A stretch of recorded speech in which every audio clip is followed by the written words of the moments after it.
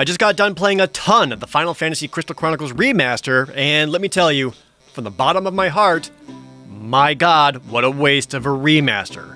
For those of you who don't know, Crystal Chronicles was a GameCube exclusive that had to be played with a Game Boy Advance linked up for multiplayer, allowing a 4-player co-op experience. The remaster of it is available on Nintendo Switch, PS4, and even mobile devices, with online play to make it easier to do co-op. Even better, it has cross-platform play, so it doesn't matter what version you get, you can play with friends.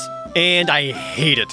It's awful. The entire multiplayer experience is completely gutted and strips away what made the original game so unique and interesting to play. It's a huge disappointment.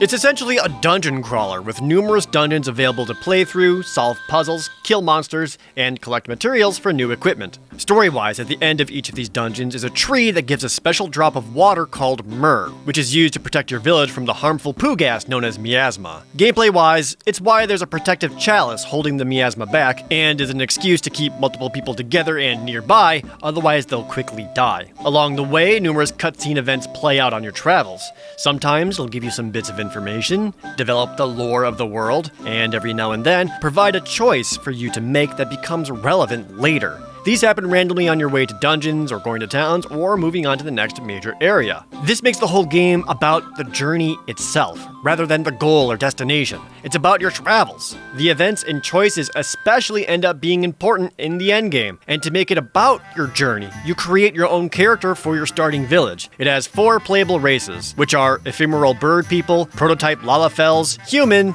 and human but horny. They all play slightly differently and specialize in different attacks or magic. Plus, you also pick your family profession for what they provide the town whenever you return. Now imagine all of that, and how it was in the original, and now realize that in the remaster, this is all single player only. Multiplayer in the remaster only exists in dungeons. You do not create a village together, you do not travel as a caravan together, you can't explore towns with each other, no cutscenes or events together, nothing.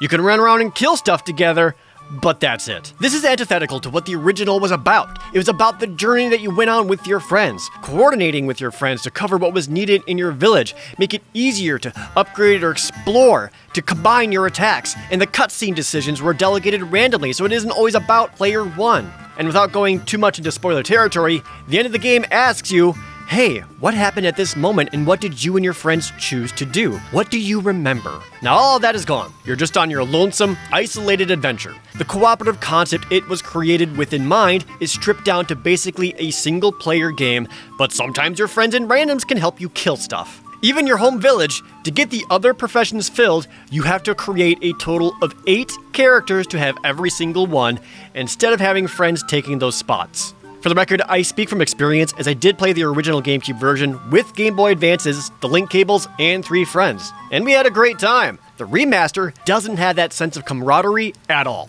Some people may be okay with that. All they really want is to dungeon dive and get loot and upgrades. That's fine too. However, there's a lot of technical issues that arrive with that.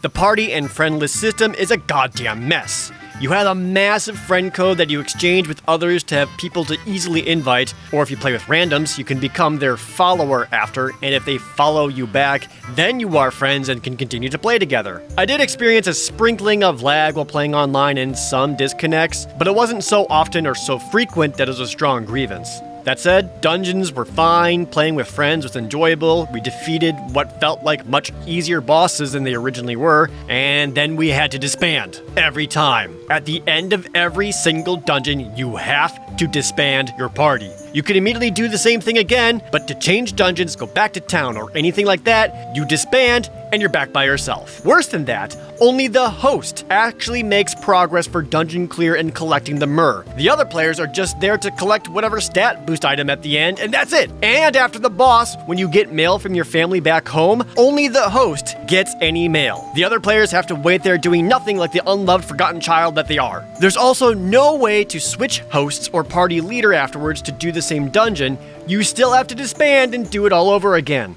So if you have 3 other friends, and you're all trying to experience the game together, making progress in your own village and story, you have to play the same dungeons a total of 4 times. And this is in addition to already playing the same dungeons over and over at higher difficulties. This is a mess, it's redundant, and the whole experience becomes a slog. And I haven't even mentioned yet that the multiplayer is region locked. This is a huge disappointment. Again, the actual dungeon fights are fine. Whacking enemies, moving the chalice, charging spells. The new QuickTime Spinner to coordinate fusing spells is a functional fix for the lack of online communication, especially with random players. But everything else around this suffers in the remaster. And while we're at it, for this being a remaster, why not remaster, I don't know, the controls? Remember, this was originally meant to be played with Game Boy Advances, which had a total of 4 buttons. We have way more than that now. Why not have a dedicated attack button and a separate button to be the command list for spells, defend, and items?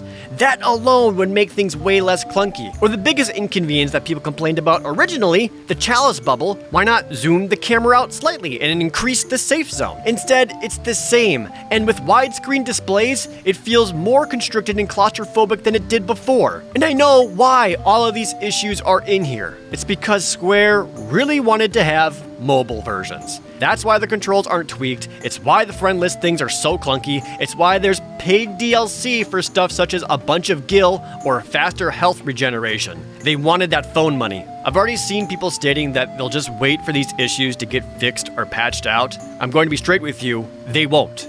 They can't. This isn't a simple game adjustment or number tweaking on the back end. For how awful the multiplayer is and being restricted to just dungeons, it would take major infrastructure changes and complete redesigns for that to happen. Square Enix isn't going to do this for what is essentially a GameCube game remade for phones that also got ported to console. I am so let down in this remaster. I can't recommend it, outside of desiring some super simplistic dungeon crawls with rudimentary multiplayer. I honestly would have so much more fun revisiting the GameCube original with Game Boy Advance SPs in hand than have the quote-unquote convenience of cross-platform online play. By yourself, it's a lonely experience without a noteworthy hook, and instead of making time fly by, you'll be exhausted of playing for hours, only to realize you've only been playing for 40 minutes. Final Fantasy Crystal Chronicles Remaster earns a 3 out of 10.